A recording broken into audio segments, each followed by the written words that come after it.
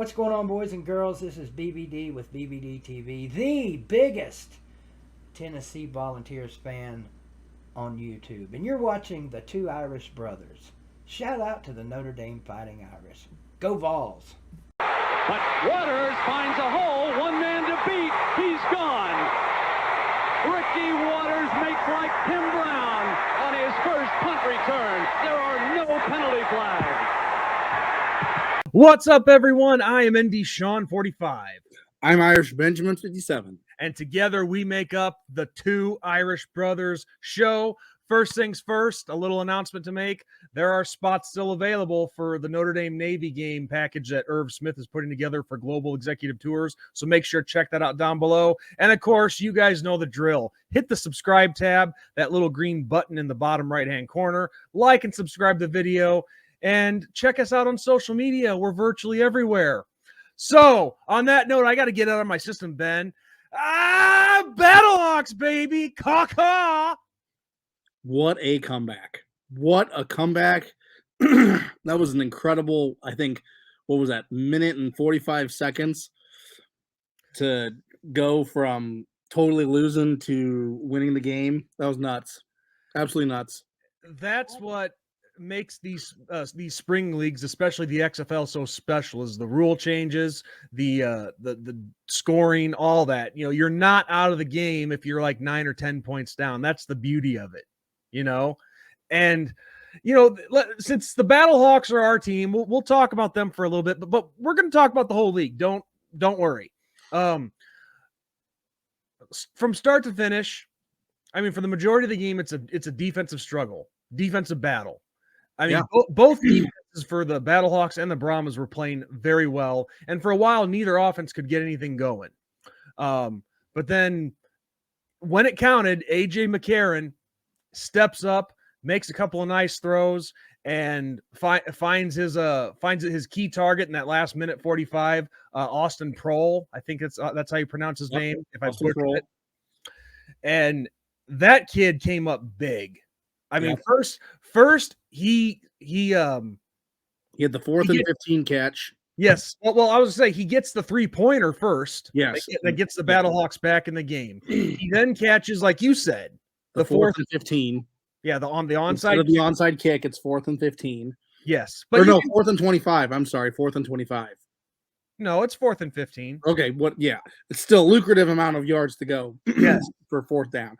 Yes, he catches the 4th and 15 play for to keep the Battlehawks in possession of the ball, and then he scores the go-ahead touchdown to win the game. So that young man stepped up big in the final minute 45 to like father, like son. Yes, and that was a great moment seeing him and his dad on the sidelines. I mean, people forget that Ricky Prohl, his dad, had one catch the entire season. The Rams won the Super Bowl in St. Louis, and that one catch won the game in the NFC Championship to get them into the Super Bowl. So, like father, like son. Only in this case, his son had 3 catches, but boy, were they huge. But just overall, this entire week 1 of the XFL was filled with a lot of excitement. The only game that wasn't as thrilling was the Vegas Viper. I'm sorry, the Orlando Roughnecks versus the Guardians. Yeah, the Roughnecks versus the Guardians. I mean, I'll tell you one thing, Ben. The Houston Roughnecks, and I know this is only week 1. There is a lot of season left. Things could drastically change. We've seen that happen in the NFL all the time. But from what I saw this first week, that Houston Roughnecks team could be a force to reckon with. Yeah, they picked up right where they left off, because in the most recent reemergence of the XFL, it was them and St. Louis who were the 2 undefeated teams, and then it was a battle of undefeated teams between St. Louis and Houston came away with the victory by, I think it was 3 points. So Houston was the team to beat then, and they're currently right now the team to beat. So, like I said, picking up right where they left off, but every game was very good. I mean, aside from that one, and maybe even to say it with the San Antonio St. Louis game, because my complaint is you can tell that in the San Antonio St. Louis game, there just wasn't a lot of cohesion with each team on offense. And that's what happens when you don't get a lot of prep time, because these teams only had, 6 weeks, I think it was, to prep. 5 or 6 weeks before the season started. So you could see a lot of rust, and people are saying, oh, these guys look awful, and, how can you even hold a candle to the NFL, and blah, blah, blah. Well, this is what happens when you don't have time to prepare and you're thrown into the fire immediately. This is what happens. So it always amazes me the stupid conclusions that people come to and that they don't think things through. I mean, come on, give these guys a break. So yeah, and also something that I've noticed across the board is really none of the 8 teams in week 1 could really establish much of a running game. Yeah. I mean, you look at all the running backs week 1. I mean, there were some that were decent, but really overall, it was pretty hard to get a running game going for any of these teams. Yeah, Balaj for San Antonio did a decent job. Yeah, consistently, I guess is the right word, but yeah, no, I agree. It was mostly a pass happy start of the league. So, oh yeah, absolutely. And also, I got to mention this. So back in, I think it was 2001, the Cleveland Browns had Bottlegate. Last night in DC, it was Lemongate. Yeah, with the beer snake.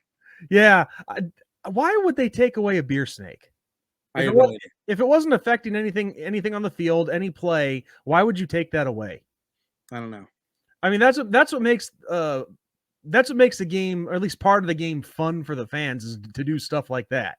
Yeah. But of course they play in a soccer stadium there for what is it, DC United? DC United, yep. Yep, they play in the same stadium that DC United does, and I never really thought about it, but I guess that stadium on that one end zone, that one side, has a really, it's really kind of tilted, so the fan noise really comes down at you. Yeah. So that made a huge difference in the game, I think. But no, that was fun watching that one last night. But also all of the crowds at these games. I mean, they were some pretty damn good crowds, especially at DC and San Antonio. And the Rock even said himself that San Antonio was a fitting market for this league, and the fans showed they support their teams. They will support a team in that city. Yeah, I think if you want to go by numbers for home crowds, I think San Antonio had the highest total with just under 25,000 in their stadium. So, but yeah, we had good turnouts across the board, which is nice and incredible. So, and I really hope that, once, not trying to look too far ahead past this league, but I really hope the USFL can follow suit, because I know there's people always constantly getting on that league's case of them doing the hub thing last year, and they're still doing it this year, but they're in 3 more cities in addition to Birmingham. Yeah. And I think it's only a matter of time before the USFL gets teams into their respected cities / markets, whatever you want to call them, which they line that out as part of their plan. Yeah. So I hope it follows suit, and I hope both these leagues stick around for some time, because it's been a lot. I mean, this was week 1. This was week 1. It was a lot of fun. Yep. All close scores. Only one game that was, pretty much domination. So yeah. And you want to talk about crowds? Wait till the Battlehawks have their first home game. That dome, is going to be rocking. Yes. So overall, it was a fun week for week 1 of the XFL. A couple of players I want to mention, just to give a special mention to. Obviously, Austin Prohl. He may not have had the sexiest numbers overall, but he made 3 key plays that really put the Battlehawks over the edge for that win. Couple other guys, Brandon Silvers from the Roughnecks had a great game against the Guardians, 26 of 42, 272 yards, 2 touchdowns, 2 interceptions. But dominating performance by the Roughnecks. And then another guy who I wanted to mention, Michael Joseph, defensive back for the DC Defenders. 2 interceptions, one of them a pick six. So it just goes to show you when you have home field advantage, that makes all the difference. Yep. So with that said, Ben, and just to let everybody know, Ben and I will try to see if we can't have a format of like, our players of the week or something like that in the weeks to follow. We didn't really have much of a chance to plan this one, but we'll see about doing something like that. But anyway, Ben, getting back to the main theme of our channel here, Notre Dame football. Mm-hmm. Now Ryan and I talked about this on the Fighting Irish Power last Thursday. And unfortunately, of course, you work nights, so you weren't able to be there. But this past week in the search for a new offensive coordinator, it's been filled with a lot of drama, a lot of emotion. Myself personally, I've seen every stupid comment from people in our fan base you can think of. And people just don't want to believe the fact that it wasn't the administration being cheap. It was that that Andy Ludwig just wanted to stay in Utah. Yeah. But now we have Gerad Parker, our tight ends coach, who's been promoted to offensive coordinator. Now I have my thoughts on it, but what are your thoughts on Gerad Parker being the OC? I want to hear what you have to say about it, because you didn't really get a chance to really speak your part yet. It is to be determined, because we don't have really much to go off of, because he's not really ever been an OC. And, this is a situation where with the whole Utah thing, they were using that as, I think, a negotiation tool. And I think he used Notre Dame as the look, they're going to pay me, they're going to buy my contract out. This is something that people aren't talking about in this situation with Ludwig. Okay. People are not talking about that. From everything that I've heard, it is he used them and said, hey, look, Notre Dame's willing to pay out the rest of my contract. They're willing to pay me this amount of money. Why aren't you? So if it you wasn't like $4 million in total, like with the current contract plus the buyout, wasn't like $4 million. Yeah. So it was like, if you want to keep me, then you need to do this. And I think he used Notre Dame to get what he wanted in Utah. And I don't think he really ever wanted to leave Utah, and he just used Notre Dame to get what he wanted. I'll say it like that. Gerad, though, I think that this is a guy that has 1 year under his belt with Freeman, and this is somebody that Freeman knows already. So this could be a very good situation where you're not going to have a clash that we sometimes see with an OC coming in from another program. This is Freeman knows what he's about. He knows what Freeman's about. So I think this could be a very big blessing in disguise. That's a great way to look at it. And one of the things that I thought too was first off, like you said, him and Marcus Freeman go back just past this one season. They worked for a few years before that too at other places. Yeah. And I know that Gerad Parker, he came here from he did come here from West Virginia. West Virginia, yeah. He was demoted at West Virginia, and I think that put a bad taste in his mouth, and then he took his marbles and went somewhere else, and he joined the Notre Dame coaching staff. And the thing is, too, when he was made interim coach, I think after they fired, what was his name, Neil Brown, the head coach yes. of West Virginia. And I take it back. He was an offensive coordinator at West Virginia at one point. So okay, and what the thing is, what people don't realize is West Virginia actually went 4-2 under his tutelage as the interim head coach. Now, I'm not saying that we should just base it off of that. I mean, of course, Gerad Parker has to come in here and prove himself that he can do a great job as offensive coordinator, because every program that you go to is different, believe it or not. Yeah. And not everybody's going to be a good fit at certain programs. It's just that's just the nature of the beast right there. But one interesting thing that I think could really be quite as I call, a diamond in the rough type of thing here, since since Gerad Parker's been working with the tight ends, obviously, he worked with Michael Mayer this past year. We saw some potential in Mitchell Evans, and I'm blanking on names here, but who's the other star that was hurt for most of the year? Oh, it was one of our wide receivers. Well, I'm talking specifically tight end, but anyway. Tight end. Who was our tight end? Because Kane Burong left, and he went to Wisconsin. Who was the other tight end that we had? It was some youngster. Yeah, I thought it was a freshman, but yeah, there was a youngster because it was Mayer, Kane, and then some youngster, and I'm blanking on that youngster's name now. Yeah, I'm blanking too, but it doesn't matter. The point that I'm trying to get at with the whole diamond in the rough thing is Parker and Chancey Stuckey could get together here, and they could put together one hell of a offense, of a game plan to involve the tight ends, the receivers, and I thought Stuckey did a great job in his first year at Notre Dame, and obviously, we continue the trend of being tight end U at Notre Dame. So I think this is actually an advantage, not just for being an inside hire, but for being able to have that camaraderie and put together a game plan that can work for guys. Holden Stays. That's who I was thinking of. Thank you, Ben, for taking the time to look that up. Yeah. So no, I totally agree. And see, here's something else though too that Freeman is stressing in his program tremendously. And I don't know if you guys hit on this or not, but it's recruiting. And yes, we did. I have heard that Ludwig wasn't a big recruiter.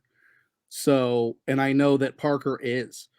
Kudos to Ryan. Kudos to Ryan for that. He mentioned that. And I was going to say, Ben, Ryan on the show last week was the only one that whether it be off of a Facebook group, on a YouTube comment, message board, whatever that I've seen, he is the only one that said that he didn't think that Ludwig would be a good fit, and that we actually kind of dodged a bullet in a small way. Yeah. For that exact reason, and that Ludwig is not a recruiter. People forget that when Freeman first came into this program, and I wouldn't even say first came into the program, when he was promoted to head coach, the first thing that he brought up in his press conference, other than I'm happy to be here and I can't believe I had this opportunity, is everybody that's in my coaching staff recruits. And if they aren't going to recruit, then I don't want them.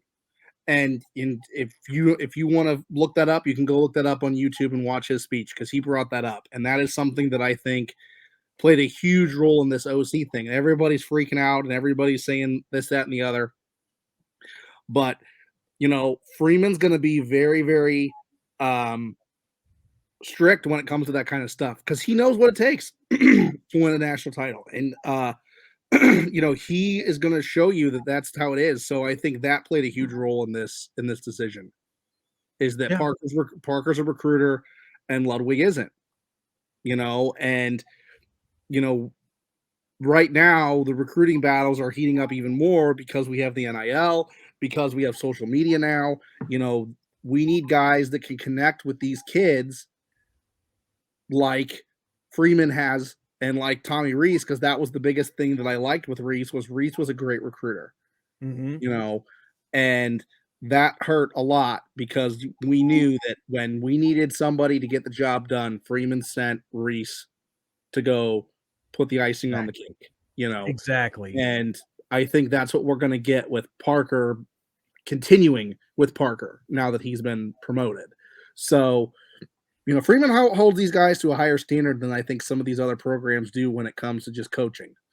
It's not just, the head coach doing the recruiting. It's everybody here at Notre Dame, from my understanding, will recruit. So that's my thoughts on that whole matter.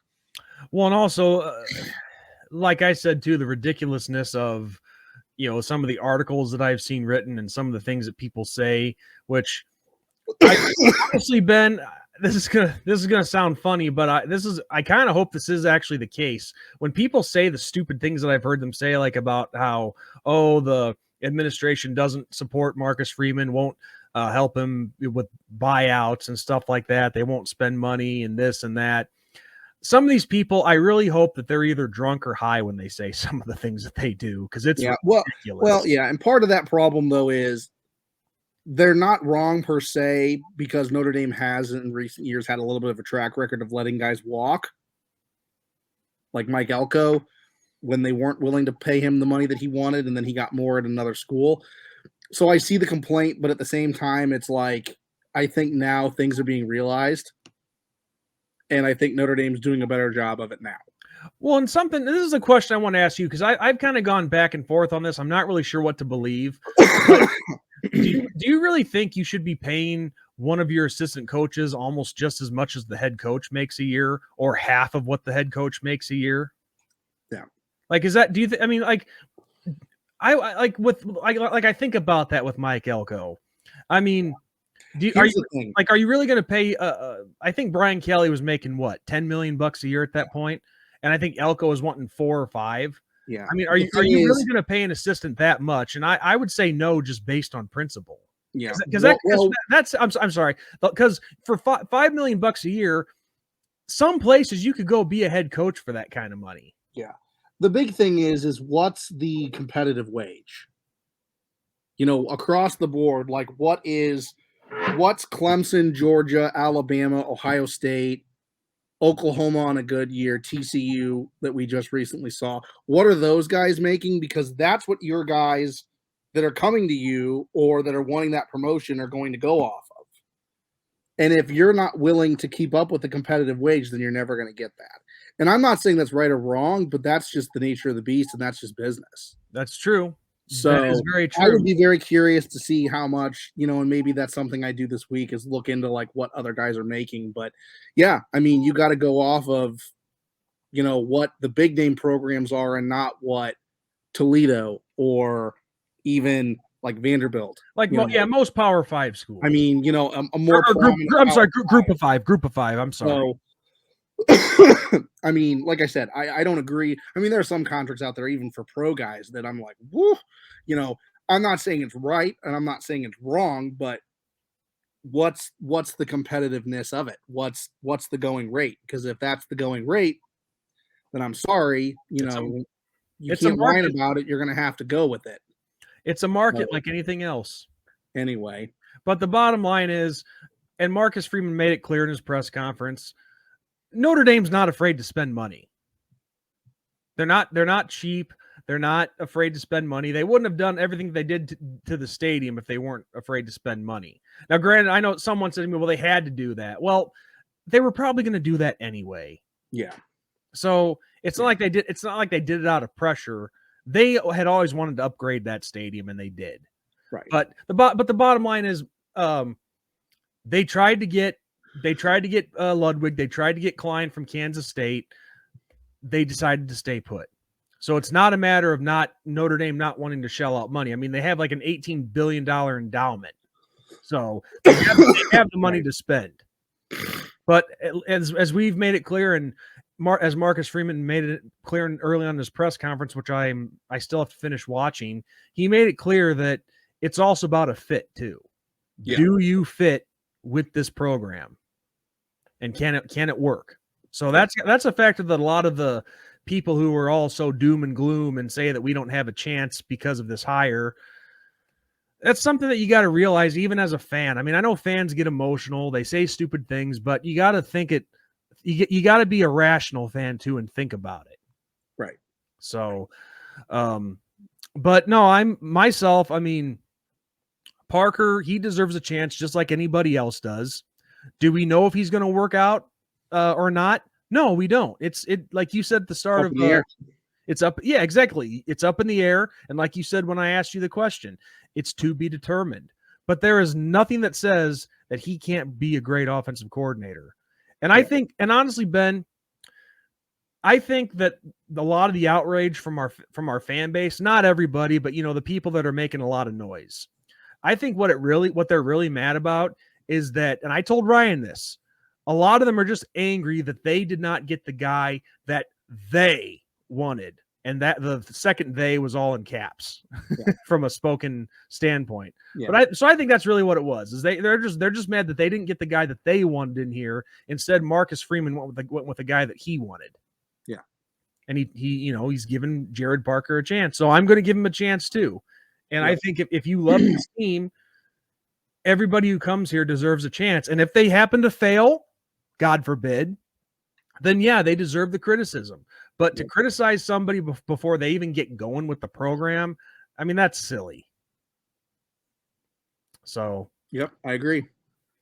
But anyway, with that said, folks, I have nothing else to add. Do you, Ben? I got nothing. This video went longer than we thought. Well, that's happens when you get on a roll. We had a nice little showing on the live stream too, and we went a little longer. So, but anyway, with that said, folks, I am ND Sean 45. I'm Irish Benjamin 57. And as we always say, good night, God bless, and go Irish. Go Irish and go Battlehawks. Yes, go Battlehawks. Caw-caw. Caw is law.